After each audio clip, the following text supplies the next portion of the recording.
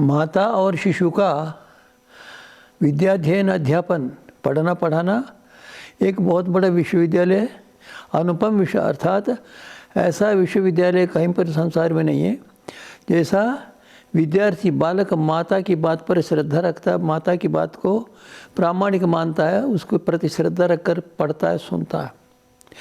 और ऐसा कोई अध्यापक नहीं जैसे कि माता शिशु का हित चाहती है, हर की बात को समझा देती है, बतला देती है, समझा देती है।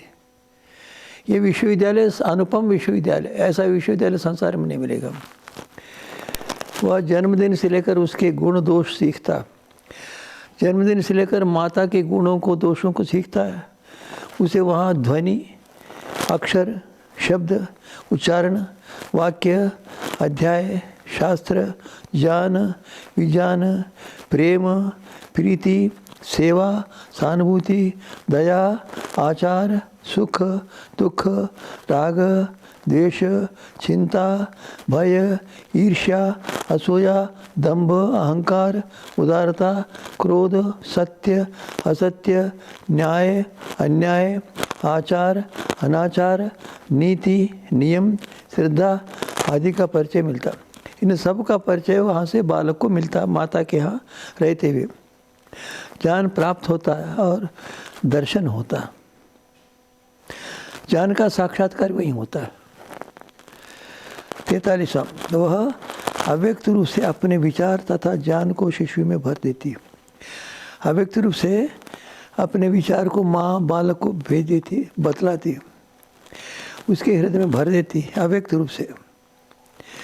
44वां, वह ही पौष्टिक, बुद्धिवर्धक, रोगनाशक, आयुर्वर्धक साथ में अपने भोजन द्वारा 9 मास तक उत्तम शरीर की नींव रखती।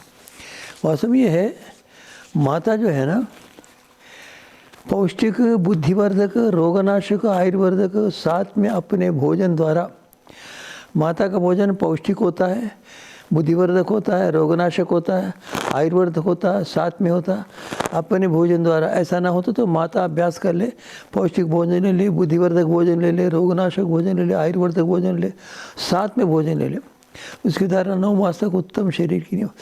इस प्रकार के आहार के द्वारा 9 मास तक बालक के पेट में रहते हुए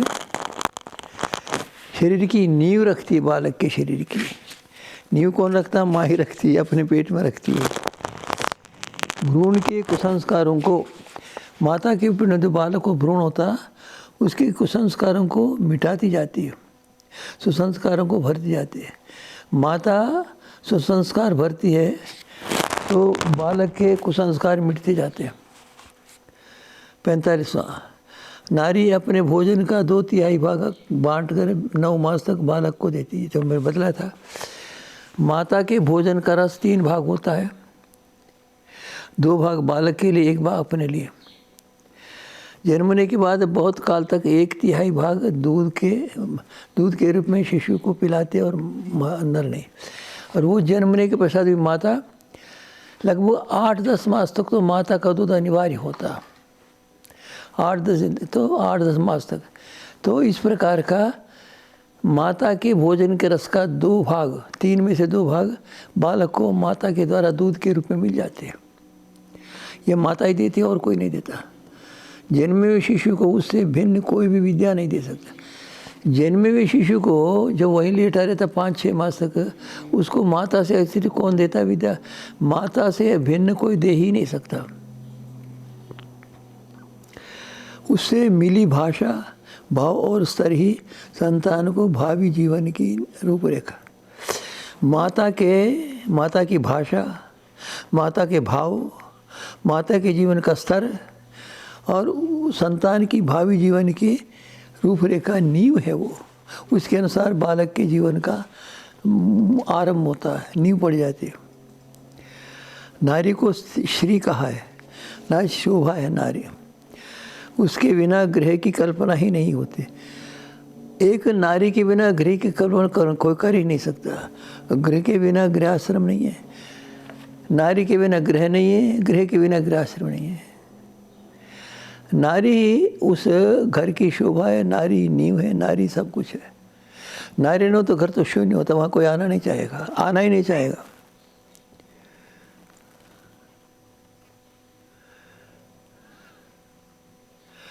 उसके बिना कोई पर्व व शुभ कार्य नहीं होता।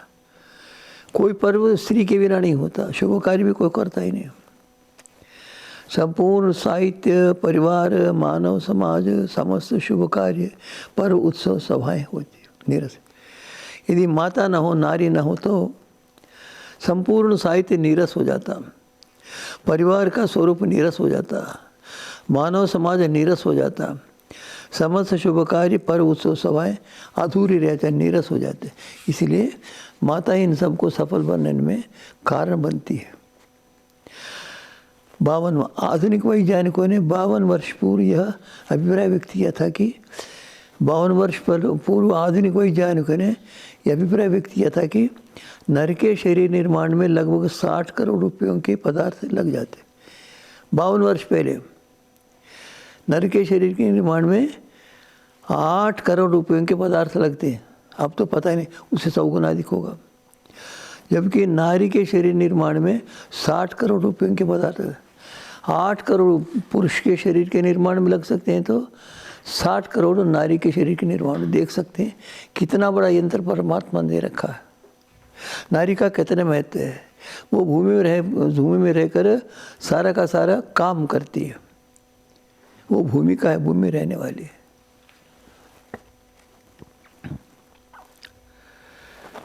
वह घर का सौंदर्य भोग, घर में सौंदर्य उसी होता है, और घर का सौभाग्य सुभाग्य ऐसा होता है।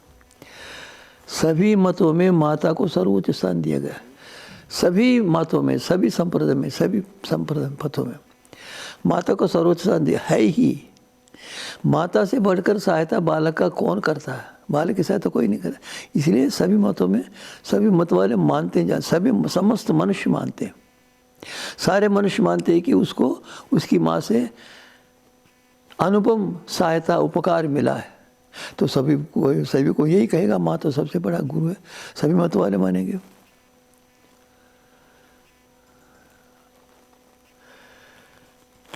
हर कोई माता को बड़ी मानता है, ये तो सब जानते हैं। उससे बढ़कर किसी को बड़ा नहीं मानता। माता से बढ़कर तो किसी को मानता ही नहीं। यदि बालक रुष्ट हो जाए तो उसको मना कर लाने में कोई भी सफल नहीं होता, माता के अतिरिक्त। माता समझाकर जाते, पकड़ते, हाथ पकड़कर आने के लिए निषेध करते, पकड़ के चल ऐसा कहते, ऐसा कोई कहीं नहीं इसका। वो हाथ पकड़ता है तो माँ के हाथ को झटकार देकर छोड़ा नहीं इसका, माथे के हाथ को।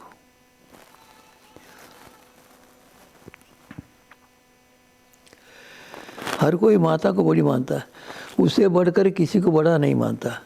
हर एक यही कहता है कि पिता से बढ़कर मुझे मेरी माता ही प्रिय है। हर कोई यही मानता है, ये कहता है। पिता से बढ़कर माता को ही प्रिय मानता है, उपकारी मानता है, ये सहायक मानता है। 56वां माता पिता देवी देवता मातृदेवो भव पितृदेवो भव मातृमान पितृमान मातृभाषा मातृभूमि ससुराल मायके सीताराम लक्ष्मी नारायण आदि शब्दों में पुरुष की अपेक्षा नारी प्रधान और मान्य सिद्ध होते। ये शब्द जो है ना हम दिन में बोलते रहते, सर्वत्र यही बोल रहे थे। माता पिता, पिता माता कोई नहीं कहता, देवी देवता देवता देवी कोई नहीं कहता। मातृदेव भव माता देव वाला होता है, पितृदेव पिता देवता वाला बन, मातृमान पितृमान मातृमान पितृमान आचार्यमान, मातृभाषा मातृभूमि ससुराल मायके ससुर सीताराम लक्ष्मी नारायण आदि शब्दों से पुरुष की अपेक्षा नारी प्रधान और मान्य सिद्ध। इन शब्दों के द्वारा नर की अपेक्षा नारी का महत्व अधिक ऐसा सिद्ध हो रहा। नारी के महत्व को बतलाने के लिए इन शब्दों को अभ्यास में रखा गया, व्यवहार में आए। पिता माता कोई नहीं कहता, ससुराल है कोई नहीं कहता, ससुराल कहता है, मायके कहता, पिता के नहीं कहता। इन शब्दों से सिद्ध हो रहा है कि माँ सबसे प्रधान है। 57 समाज और राष्ट्र की संरचना में परिवार गृहस्थाश्रम इकाई। समाज की रचना देखते हैं। समाज की रचना में परिवार गृहस्थाश्रम इकाई एक है गृहस्थाश्रम। गृहस्थाश्रम में मानव निर्माण में नारी प्रधान है। गृहस्थाश्रम तो मानवों के निर्माण करने की शाला है। मानवों की निर्माणशाला है, मानवों का निर्माण कर्मागार है, वहाँ मानव का निर्माण होता है, अन्यत्र कहीं निर्माण होता ही नहीं। गृहाश्रम मानव निर्माण में, गृहाश्रम में मानव निर्माण होता है और उसमें नारी प्रधान है, तो सब सुनते हैं।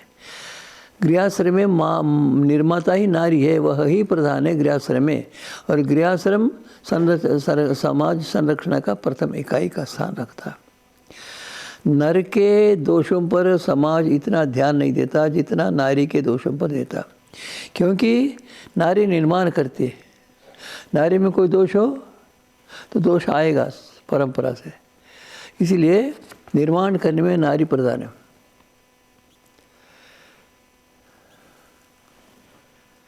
यदि नर में दोष होते तो इतना ध्यान नहीं देता, नारी में दोष देते, क्योंकि नारी को हर कोई ध्यान से देखता है कि निर्माण वही करती है, इसीलिए इसका कारण नारी का निर्माता होना।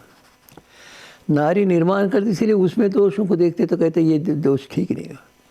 उस पर ही संतान आश्रित रहते हैं, न कि नर पर। संतान माता पर आश्रित होते, नर पर नहीं। इसका कारण यही है।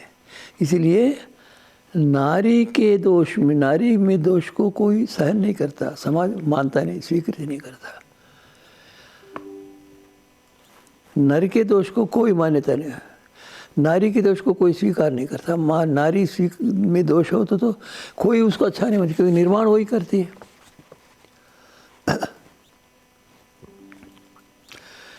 59वां, यदि नर शरीर से, वाणी से, मन से दूषित और पतित हो भी जाए तो, यदि नर शरीर से, वाणी से, मन से दूषित और पतित हो भी जाता है, और नारी शरीर से, वाणी से, मन से शुद्ध पवित्र रहे तो उत्तम संतान निर्माण में हो सकता है। अर्थात